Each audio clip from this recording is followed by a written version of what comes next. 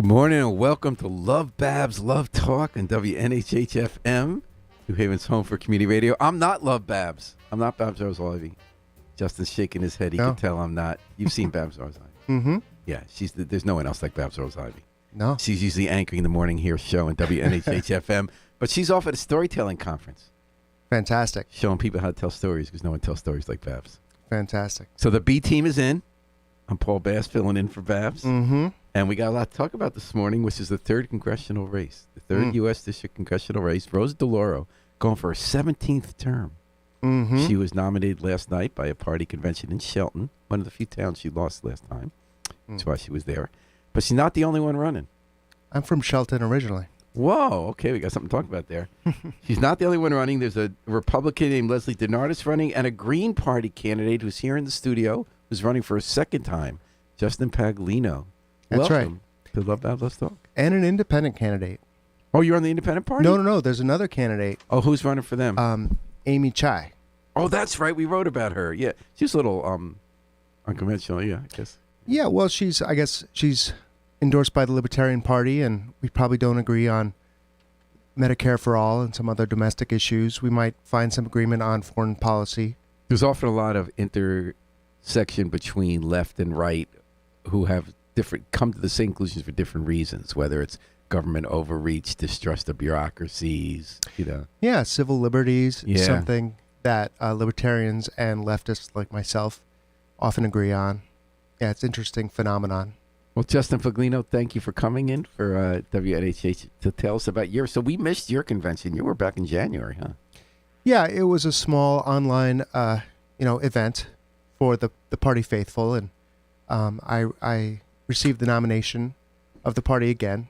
I did this for the first time in 2020, and I felt it was a valuable thing to do and worthwhile, so I decided... We really enjoyed covering you in 2020. I think you're a very, good candidate, very personable, very smart, and raise good issues. Well, thank you. The candidate, we had one, it was the height of the pandemic. People were kind of scared to come out of the house yet, and they brought us into the JCC for your one debate with Channel 8 and the Register and the Independent, and I remember they only let a few people in. We had to be tested right before. Each campaign got a few people who were 8 miles from each other. And I thought it was an excellent debate. The Channel 8 was really good at running it. Like, we were asking some of the questions, but they did a good mix of listener questions, and they kept it moving fast and fair. You three were so civil. Like, 2020 was a brutal year. And Margaret Stryker was, a Republican coming at, Rosa from the right on everything but abortion. You were coming from the left. I don't know what you thought. What did you think about that debate? I thought it was really a good exchange, very issue-oriented, very civil. Yeah, I think so. I mean, for me, it was my first experience being in a debate as a congressional candidate, or my first time being a congressional candidate. And of course, I am going to be civil and respectful. It's just kind of... It wasn't personal. My nature. What? It didn't seem personal, like you weren't mad at anyone. No one was mad at each other. Yeah. And we did get to talk about a lot of the issues. The final statements I thought could have been a little bit longer. I think I had 60 seconds. Every candidate says that. I love to keep you guys to 60 seconds. Makes you really focused on your point. Otherwise, people fall asleep and go to the fridge if they're watching. I guess so. I had to practice it over and over to make sure I could get it right in 60 seconds. You got more than 60 seconds today on LoveBabz LoveTalk. That's right. NHA. So, Justin, how's it going running for your second time for Congress so far? Well, so far it's just getting started. I feel like the campaign season is heating up. The nominations are coming in from the other parties, and it's I've been invited to be on the radio this morning, so things are starting to happen. Last time you were able to get out, even though it was the darkest days of COVID, you were at farmers markets. We went with you and some door to door, if I'm not mistaken. This time you'll be more, even though COVID's still here. It's kind of in a different phase, right? Yeah, I'm going to be looking now that the weather's warm and that things are different and people are going to be out at events more. I'm going to look to be out there and try to let people know where I'm going to be. Working on my website and trying to create an online calendar if anyone's interested in finding out where I am, so they want to come find me. Let us know. But mainly, I just want to get out where people are at the different events. And why do you want to do this? Why are you running? What do you want to tell people? Well, I'm running. Medicare for all is the top issue that got me motivated to do this. I believe that everyone in America should and could have free access to health care. It would be a cheaper way of a cheaper system than the one we have right now, and I believe it's we've got to do it. It's a moral imperative. It's the way a lot of other countries do it. It's more efficient. You have with single payer, you have cost savings because you cut out a lot of middlemen, and it's estimated to bring down the overall cost by about 10 to 15%. All right, so I'm not the right person to interview you about this because this is sort of like a almost quasi-religious issue for me. I think it's absolutely sick that there's a profit motive in medical care. It's absolutely sick that among all the industrialized nations, we rank at the bottom for children's health, and not just children's, poor people's health. And yes, the very poorest people do get government Medicaid, not always easy to access, but they got it. But that decisions are made with an incentive not to give people health care. And the argument always is made that it's more efficient. Wouldn't everyone be going to Canada if everybody likes universal health care better? But even though there are a lot of different forms of single-payer health care, and in fact, it's true that you wait longer for certain specialized procedures in Canada, but the average person in Canada, overwhelmingly in polls, does not want to give up single-payer health care. So what's up with that? What are we missing, Justin? Why are we so out of the mainstream on this? Why is it a Green Party candidate who runs on single-payer? And one of the most liberal members of Congress is Rosa DeLauro, an incumbent, who obviously, we're just going to say, if she were to, you had her alone in a room, of course she would want single-payer health care. Does not feel it's valuable for her to promote that, and that she's going to get the greatest expansion of health care working from the inside to push as far as she can with Romney Care, Obamacare, which is the same thing. Why is that? What are we missing about America that people see it so differently from us? Well, I think most Americans do want to see improvements in the healthcare system and do recognize that there are big problems. I mean, a lot of people are struggling to afford to pay for their medical care, and they know there's a problem. Not everyone knows what the solution is, but Medicare for All is very popular as a policy proposal among the electorate. It's less popular among our elected representatives, and I think that does reflect there's a problem with our representation in Congress, that it's not as representative as it should be. Healthcare industry pays the bill. Yeah, I hate for re-election. There's a lot of that is true, but a lot of people genuinely believe it's socialism. General Motors killed Harry Truman trying to originally get single-payer health care, and then it turned out healthcare costs drove them to bankruptcy another generation later. But Vermont did pass a single-payer bill, and then they couldn't afford it. It went bust. So there had to be something that didn't work either in the context of the U.S. healthcare system. I don't know if you needed a larger pool, but we have to look at that and say, why did that happen? I think so. I think you need a larger pool. I think it's hard to make it happen on a small scale. So that the people whose costs are really high, there are enough people who aren't, that it evens out. It's an insurance market. So you need everyone paying in, and then it distributes out the risk. I guess the thing I struggle with is, why should private health insurance companies exist? Like, what's the benefit? If you I tell the average person we need to have Aetna, why do we need to have Aetna? Yeah, well, there's some things that I think we've found don't really work well as for-profit businesses because the motive shouldn't be profit for some things. So the argument is that you're more efficient if you have a profit motive. You're going to deliver the service better for less money because you have to compete. Somebody else gets it. Although, as we've always seen with healthcare, the way they do that is cut the corners and deny the care to people who need the care. So they won't invest. I know from healthcare insurance family experience, if you're having a problem where they didn't give you benefits you're supposed to get, they don't invest in enough people. You speak to a human being and have that problem easily solved. It could take you a year or 6 months to get some reimbursement you're supposed to get, and that could be either intentional or they just won't invest that way, so it has that effect. Whereas if they want to sell you a policy, that takes 5 minutes.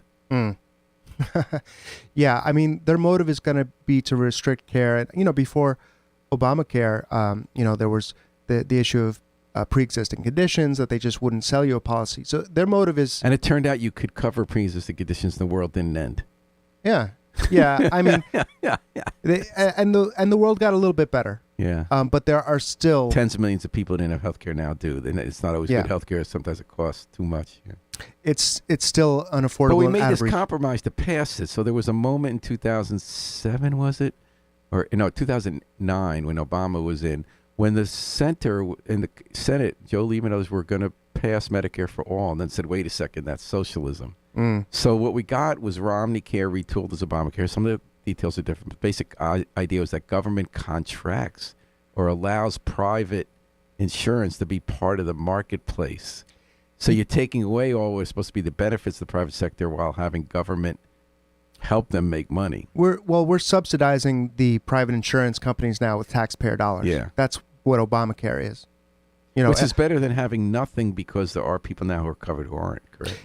And there is a public exchange, which does not work well in Connecticut. I agree it's better than nothing. I think it was a step in some ways in the right direction, but it's really, I mean, even at the time, I think it was clear that where we need to get to is single payer, because that's right. And it might not have gotten us closer to that. I don't necessarily see that. So what are we missing? Why have... It's true that in a poll, Americans will say we like universal health care.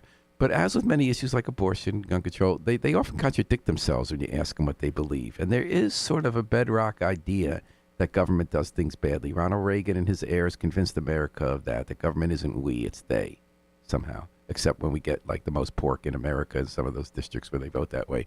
But we have not, I would argue, Justin, we have not convinced America. Now, Connecticut had a history of the insurance state, even though that's been moved out.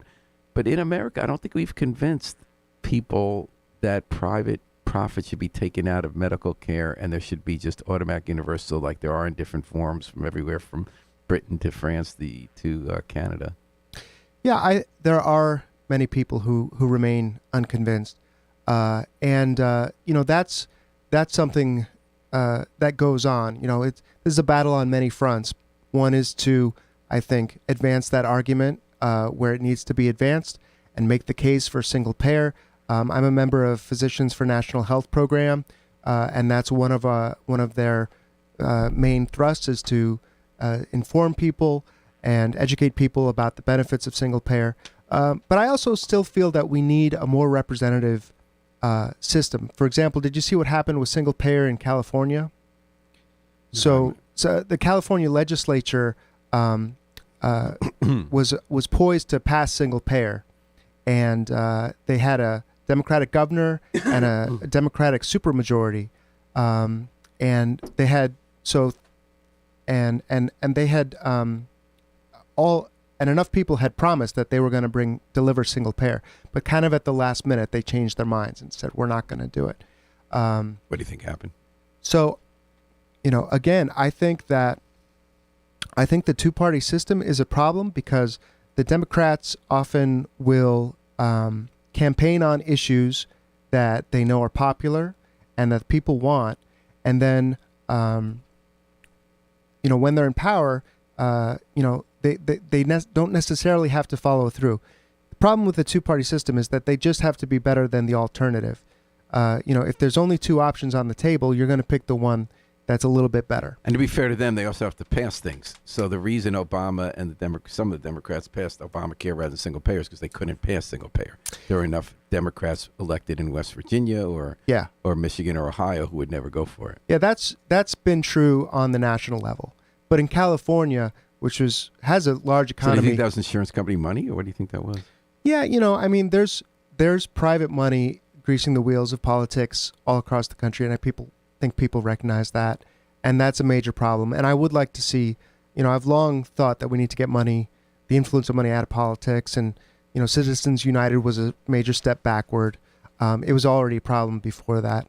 As the one thing I like about the Green Party, and I was a Democrat my whole life, but one thing I started to see in the party was that there is a corrupting influence of money, even in the party that I like better.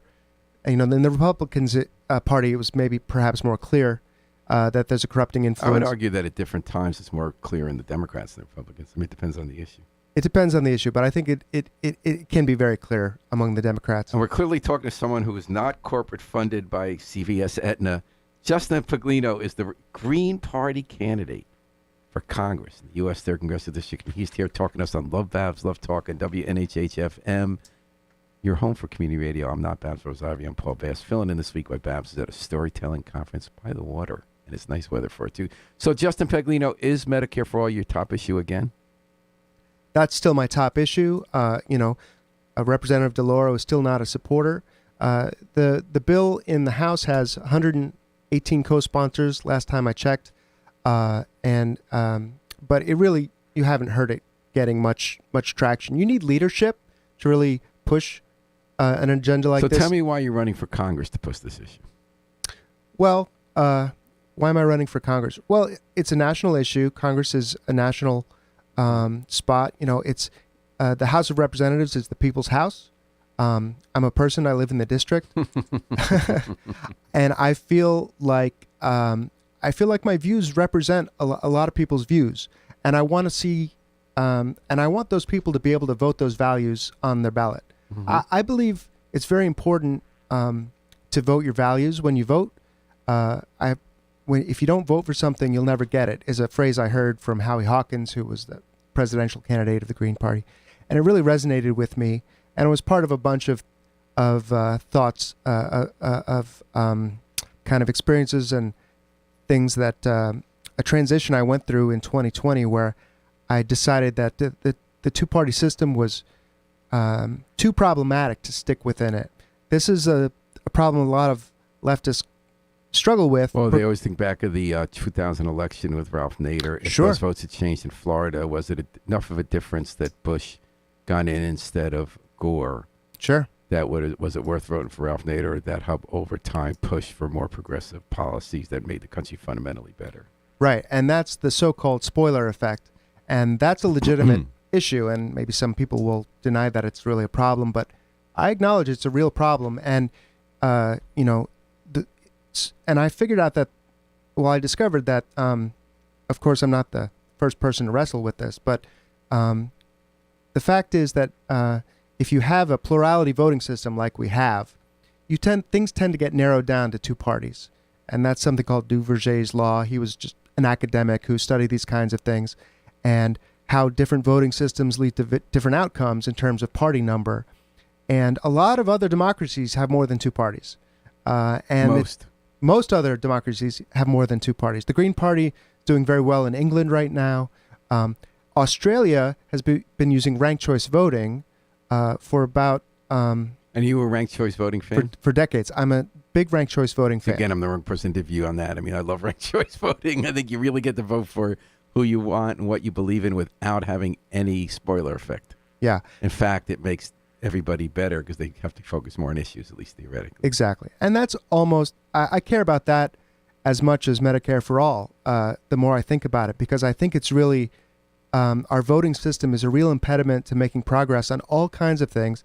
It's a real impediment to having a representative democracy. Voter Choice Connecticut is one of the organizations that's working here in Connecticut to try and bring it to the state of Connecticut. It's already being used in Maine and Alaska, and it seems to be having something of an upswing. A lot of people... Well, Lisa Murkowski feels, right or wrong, that she doesn't have to vote as a crazy right-winger with stuff she doesn't believe, that because of the way the system works, she can get moderate people who, rather than having to play to a small base that turns out more, winner takes all. Yeah, Murkowski, but didn't she just say she wouldn't? She was going to filibuster the women's. Well, she doesn't. She doesn't want to get rid of the filibuster. Yeah, she believes in that. Yeah, I'm not a fan of the filibuster. But you are a fan of Medicare for All, for ranked choice voting. You're running again for Congress, Justin Paglini, in the 3rd Congressional District. So how's it going so far? The first time I ran was really a learning experience, and it went well. It was very gratifying, and people came forward who saw me running and said, I was very happy to vote for you. It was really... it was a tough year, 2020. A lot of bad things happening. People were in the basement, and we're going to have an insurrection take over the country. Yeah, so there might be democracy. Yeah. And I found out there's a lot of people like me who are yearning for. They want to see a candidate on the ballot that really represents what they want. Climate change is an urgent issue for me, and I take it very seriously. And I'm not going to say that Representative DeLauro doesn't, but I don't hear her, ringing the alarm bells as often as I think I would. So it'll be like, we know in healthcare, you'd be for Medicare. She's not. I don't know where she is in ranked choice voting. What would you stand for for climate change that the liberal wing of the Democratic Party would not? So for climate change, the Green New Deal is something that the Democrats took from the Green Party and kind of watered down, and then were not able to pass. We in the Green Party, of course, take it very seriously. And beyond just spending, and I do think we need to invest in clean energy and create a clean energy infrastructure. But I also think we need to put a price on carbon. And my idea, I've read a book about this. The idea is called a carbon fee and dividend. So you put a price on carbon, but then you distribute the revenue from that fee to every American universally. So it's like a universal basic income, but the source is a carbon tax. And why would you put the carbon taxes proceeds to people's pockets rather than investing in new energy or lowering the debt? Well, that's kind of an acknowledgement that if you do put a price on carbon, many things there will be an inflationary effect. Mm-hmm. I mean, there will be the cost of many things will increase, and people need to be compensated. Right. So for from the long term, it saves us money not to destroy the planet and near surf climate and deal with disasters all the time on our grid if the grid doesn't work, or wildfires or floods. So we know it costs money in the long term not to deal with climate change, but in the short term, people say what they're saying now. I need 25 cents off my gallon of gas now to get me through inflation. Right. So you're saying this would be a way to deal with the cost, the transitional cost, the clean energy, by redistributing the proceeds of a carbon tax to taxpayers' pockets. Exactly. And you're right. Climate change is going to be extremely costly. Even though it's in the more future. Costlier not to deal with it. Right. To not deal with climate change. But it's hard to make that argument in political campaigns. Like right now at the Democratic level, they have a supermajority of Democrats in Hartford. And they just did an incredibly aggressive Republican move, which was to get 25 cents off a gallon of gas tax only through December, so they can get through the election into December. But that's not going to, for the most people, make a real change in their pocket, but will make it harder to combat climate change and change habits, and harder even to keep daycare centers open, which are having a crisis. They need more state funding. Yeah, the real problem with oil is that, and petroleum products, is that we're so dependent on them, and they're vital to the way we live, and that has to change. And the only way that's going to change is if I think we tilt the economic playing field a little bit to make it less convenient. We have to kind of put the cookies away and hide them in the cupboard somewhere. We have to make these toxic, polluting energy sources a little less convenient for us. But we don't want to make anyone's lives harder, because people need they need to make ends meet. A lot of people are struggling to do that, and the cost of gas affects that. So it puts us in a tight position, and that's why I like the carbon fee and dividend, because I think it kind of addresses two things at the same time. It slowly starts to wean us off of fossil fuels and makes the alternatives relatively more affordable compared to the toxic way of doing things, the planet-killing way of doing things. But it gives people the money they need to make that transition affordable. It would put money in people's pockets. People got used to that idea with the during the pandemic, when we had direct checks sent out as pandemic relief. People like that. I think people would welcome that, especially if they knew it was being tied to a tax that's actually going to really do something. So your Democratic opponent, Rosa DeLauro, was the #1 champion in Congress doing that for child poverty.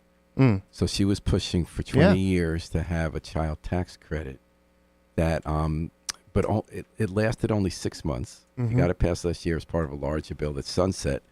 And it was found to be the single greatest success story in cutting child poverty in our lifetimes, Justin. Yeah, fantastic. The highest number of kids became not poor and had enough to eat in our lifetime because of Rosa DeLauro's bill. Now it's gone. Yeah. Because it wasn't permanent. And there's kind of an interesting question there. You're talking about two-party system. The child tax credit could have been passed on its own bipartisan, perhaps, if there was a compromise with Republican senators like Mitt Romney and Marco Rubio, who wanted to means test it, which I have a hunch you and I might be okay with. The reason it wasn't means tested was that one of the greatest theories of this was Rosa DeLaure's husband, Stanley Greenberg, the pollster, who says the successful social programs like Social Security work when everybody benefits, including the wealthy or the upper middle class. They're all in on it. Mm-hmm. So that's why they said if everybody's in on this, they'll support it. Might be outdated thinking, I'm not sure. But that's why they didn't want to do, I think the Republicans were right, it should be means tested. But in any case, the second thing they wanted to do was have a work requirement, which is kind of hard to agree with if you support this, because a lot of this is for people who aren't working. Mm-hmm. I mean, I think raising a kid is work. And society benefits morally, socially, and economically if kids are brought up with someone taking care of them well, who can afford to not have to work 2 jobs and all that. So looking back on it, how do you see this issue? Did Rose have the right position? Should they have compromised with the Republicans? Should they have found a way to force Sinema and Manchin and other senators to somehow magically agree to making this permanent? Like Manchin said he'd go for it with a work requirement and a means test. Mm. I mean, the means test, I agree. I have less of a problem with the means test, meaning that, if you look at a person's means, their income, and they don't really need this benefit. Basically, that's an expensive add-on, but it helped. They thought it helps politically. I'm not saying they're wrong. They were certainly wrong in the 1930s, where direct aid to poor people wasn't always liked, especially after the Depression passed, after the 30s and 40s, the New Deal programs. But that's something that everybody got, like Social Security paid in, you got when you retired. It's been untouchable for even Republicans right now, most of them, except Paul Ryan. Yeah. Yeah, there's a political advantage to making things universal. For example, the universal basic income sounds like if everyone says, "Oh, I'm going to get some money with a universal basic income," then more likely to get enough broad political support to keep it alive. But do people who are tremendously wealthy really need extra income from the tax? It doesn't really make a lot of sense. I believe in progressive taxation. I believe the rich get richer, the poor get poorer, and it's a just and necessary function of government to do something to counteract that. And that means, basically, people say wealth redistribution is a dirty word, but I believe in it. I believe that if you're poor, you're facing certain disadvantages. If you're born poor, if you are poor, you are you're facing disadvantages that other people aren't facing. And those things compound and put you deeper and deeper in a rut. And by the same means, if you're wealthy, you can put your money in investments and let them roll and compound, literally, compound in your wealth. And life can become quite easy to make a living. Excuse me. So I think it is a necessary and just function of the government to provide a safety net, welfare. There's been disagreements in our country about that, but I think it's unfortunate. I think that we've lost sight of kind of our collective, that we're all in the same boat. All in this together. And who knows, what bad fortune may befall you someday that you may need to be the beneficiary of that help, if hard times fall on you. And a lot of people who are on welfare are on it temporarily. I mean, I believe it's the majority of people are on it temporarily because of whatever circumstances have brought them into hard times in their life, and then they get back on their feet. But in the interim, they needed that support. And we're talking to Justin Paglino. He's looking for your support for Congress this year. He's running for the U.S. 3rd Congressional District seat held by Rosa DeLauro. He's also facing Republicans, Leslie DeNardis, daughter of the last Republican to serve in that district seat, and the Green parties. I mean the independent parties. Independent parties. Amy Chai, I believe. Amy Chai. All right, and you're listening to LoveBabz, LoveTalk, and WNHH FM New Haven's home for community radio. Justin Paglino, you said you grew up in Shelton. How old are you? Well, right now I'm 48.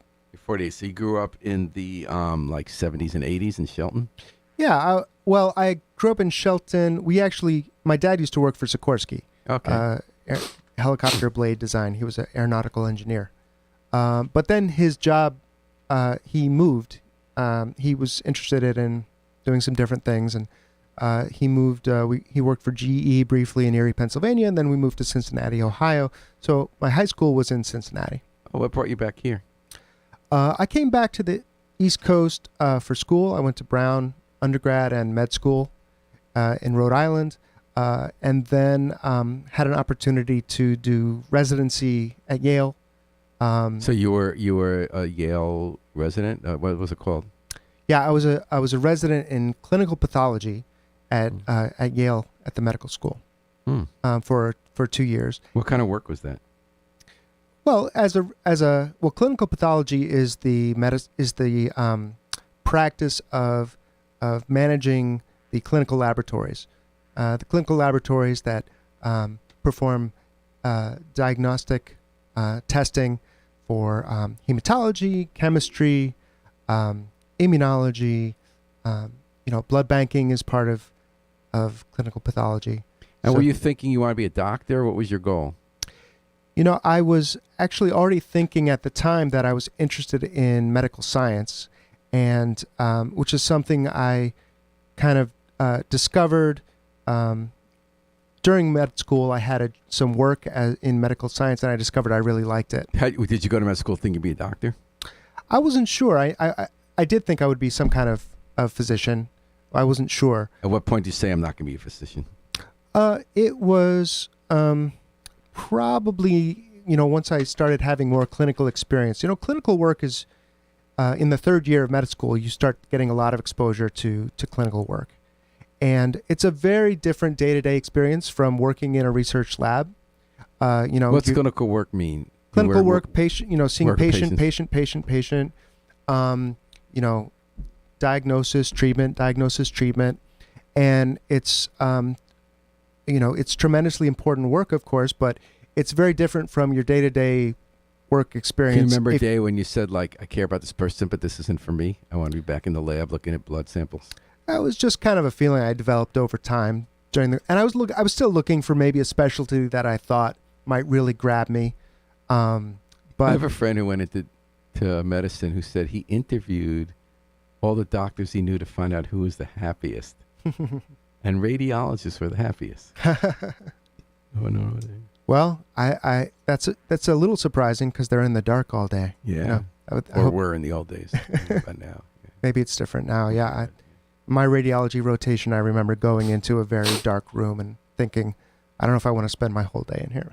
But you decided to go into research. And then, by the way, when you grew up in Shelton and Cincinnati, were you thinking that too? What were you thinking when you were growing up? I really didn't know. I've always been kind of a idealist. You may not be surprised to hear, but I've always been somebody who just wanted to try and do something helpful to make the world a bit of a better place, and looking for a way to do that. And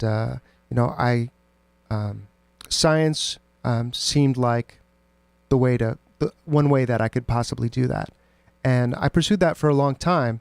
Well, you had your 2-year residency. What did you do after that? So then I did a PhD at Yale. I got the investigative medicine program allows you to, for people who are residents there, medical residents, to spend time in a research lab, doing coursework, write a thesis, defend your thesis, get a PhD. And then I did 10 years of postdoctoral work where I was just doing straight ahead medical research in the lab of Anthony Van Paul. What kind of research? So I was studying oncolytic viruses, which are... What are those? Oncolytic? Oncolytic, which means cancer killing, basically. Oh, viruses that kill cancer. Yeah. That's kind of interesting. Is that so we can develop medicine like they're trying to do at some of the biotech firms in town to stop cure cancer? Yeah, the idea is, a virus is something that, has a lot of abilities. It has the ability to go in and differentiate among different kinds of cells, and like a respiratory virus infects your respiratory system. Intestinal virus, infects your intestine. So you could have a virus that just infects cancer if you have the right virus. So were you, in your 10 years, did you feel like you helped move the ball closer to finding a cure for cancer? Well, I made a little bit of progress. Progress is slow in the field. It requires a lot of patience and persistence, which I felt I did have. And I was able to publish some papers. I had some good luck, some bad luck. You're supposed to. That's what research is, right? You try some stuff, and if you don't try stuff that doesn't work, you're never going to find stuff that does work.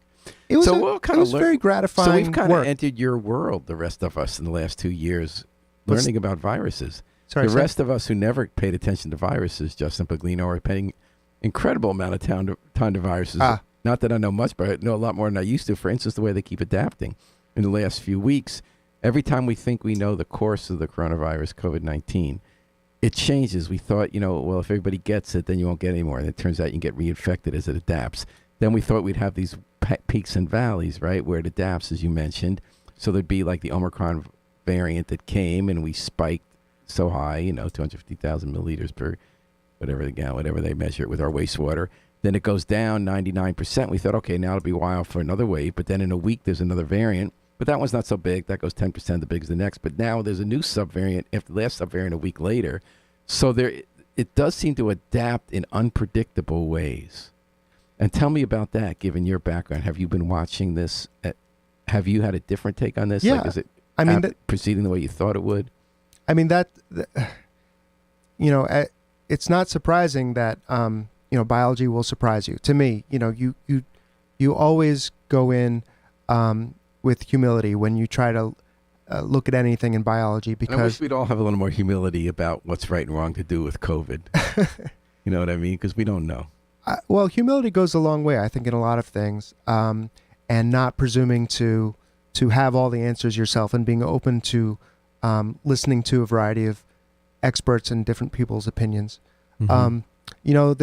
The pandemic was it's still happening, but was not unforeseen. It was actually the books like the Coming Plague by Laurie Garrett, and the last President Bush had read one of those books, and he believed we had to get ready for a big pandemic. Yeah. And so people in the field of virology or infectious disease, they know, that this is not the first pandemic. This won't be the last pandemic. People have lived through things like this in the past, and these things will continue to happen. And what we need to do is to think ahead and be prepared, and really put our best effort, our best minds on that job. Are we doing that? I think there's a lot of great people at the CDC and at the NIH. There's tremendous minds at work, and tremendous work being done. The politics seems to be a sticking point. It's hard to do long-term thinking in our political system. There's not support for. It's hard to translate. It's hard to That's get bipartisan. It's hard to get everyone kind of behind, the leadership of the experts sometimes, and or to trust the experts, and we need to figure out ways. I think that's a challenge, but we have to have education. We have to have a transparent system. We have to have a system that people believe is uncorrupted by money, which they don't, which in general, the corruption of money, that's one way that it is negatively affecting us, is that it's a corroding and eroding So how would you do that? Trust. With research and with looking ahead to future pandemics? What would you do to build that trust and get rid of corruption of money and be transparent? How would you do that if you were in Congress? What kind of measures would you support? Well, by running as a candidate who doesn't accept PAC money, and being part of a party that doesn't accept PAC money, and promoting reforms like ranked choice voting that would allow multi-party democracy and not just two-party democracy, I'm trying to show what I think is a way forward toward a better democracy, where we can build more trust in our and in our government, and more of a feeling of investment, and more of a feeling that our government really represents us. I feel a lot of people right now look at the government and see it as the other, but it's supposed to be of, for, by the people, right? It's supposed to be us. It's supposed to be representative. And so, and I'm hoping that in the future, when if we adopt these kinds of reforms that I advocate, we could get closer to something like that, where, we don't automatically distrust everything the government is saying. There's certain people who just kind of say, oh, that's Pfizer just trying to sell a vaccine. They don't really care. There might be some truth. No. There's always going to be, people are always going to have interests, right? Private companies are always going to have an interest in selling their product. How about the role that social media plays by doing what the National Enquirer always did, but doing it at 20 times the level of having a profit motive and algorithms that are designed to have you continually panic, continue to believe that conspiracies that have no basis to them, that get you to distrust everything so that you feel panicked and need to keep spending money and more attention. How do you deal with that? Because that's separate from the money and politics issue. Or is it not because Congress won't take away the special protections that social media companies have as platforms for publishing libel? It's a difficult, the social media issue is difficult. I'd like to talk to some people who have maybe some better ideas. I tend to like, I really like free speech, and what was the case of the KKK marching through Skokie, Illinois? Yeah, ACLU supported. Yeah. I think that's kind of an easier one. Of course, they have right to march. The what? That was an easy one. They have right to march in Skokie. They have a right to march. Well, is it easy? It hurts. The Holocaust survivors in Skokie. Yeah, I don't know that it's easy. But there's a principle there that people with horrible ideas. But my question is the Alex Joneses, where you're deliberately saying something that's not true, like that the Parkland families staged that shooting, putting the addresses of the families who just lost their children, so they have to keep moving because this mob you've incited so you can make money selling them fake progress and subscribe to your platforms, will then hound these people. Their families there had to move 10 times in Newtown because Alex Jones did what he knows wasn't true. He falsely published, and the internet is protected by this bipartisan protection for social media platforms, that you're allowed to yell fire in a crowded theater.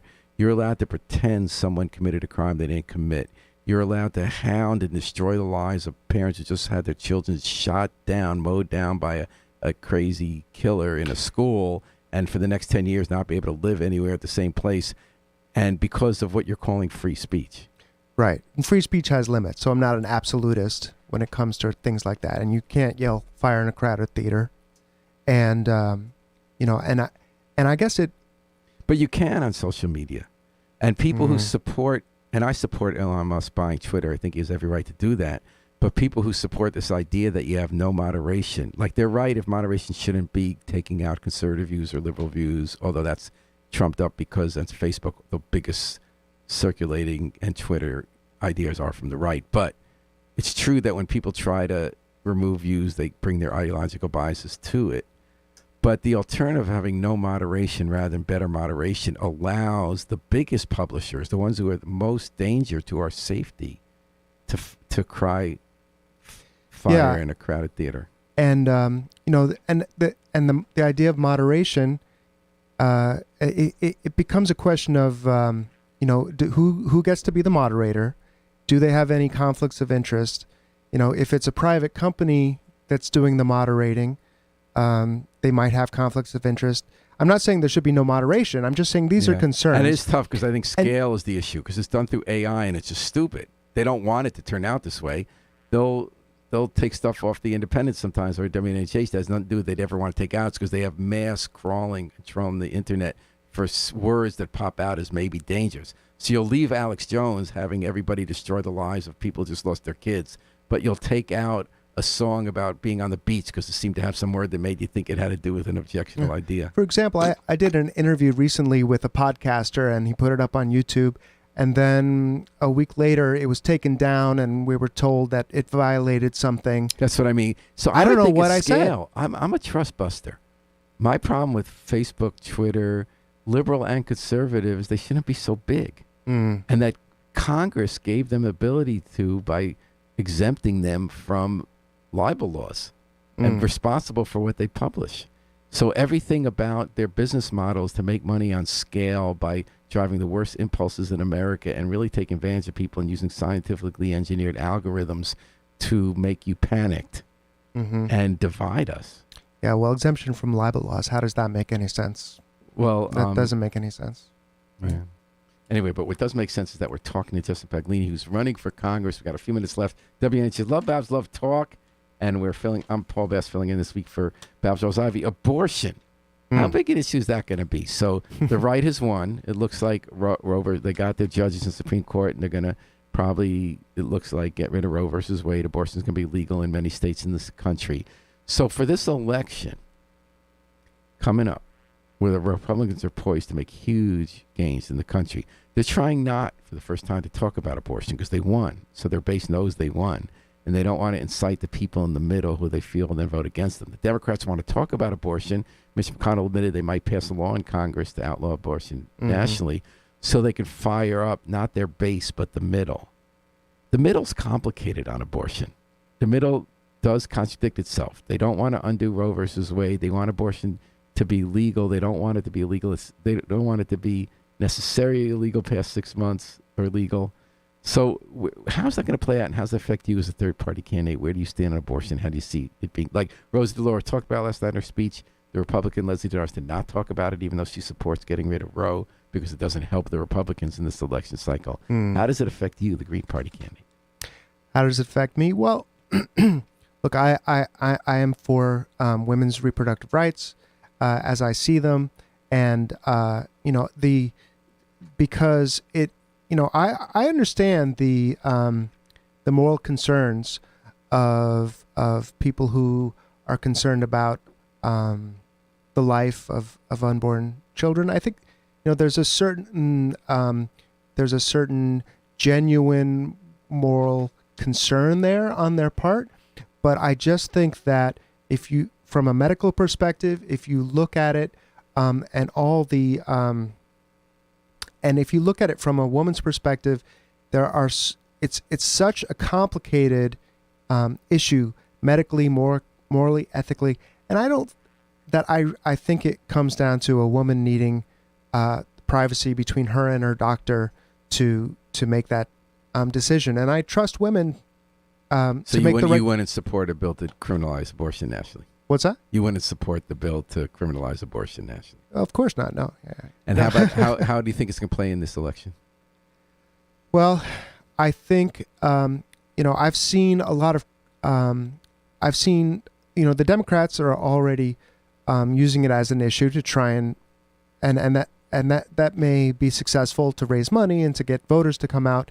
But I've also seen some backlash against that of people who are saying, well, if you've had 50 years to codify Roe v. Wade, this was a Supreme Court decision, but it doesn't carry the same weight as federal law.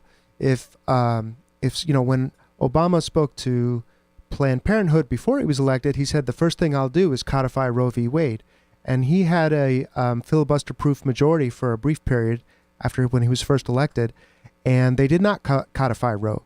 And there may have been opportunities before that. It's been 50 years, and so there's some feeling, again, like the Democrats talk a good game, but watch what they do. Like, do they really fight for these things when they have the chance?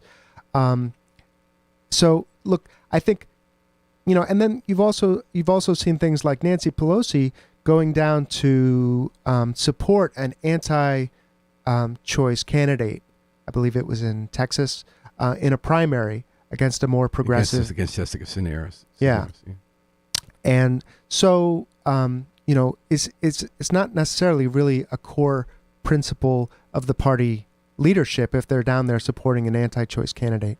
Justin Paglino, what do you do for fun? Fun?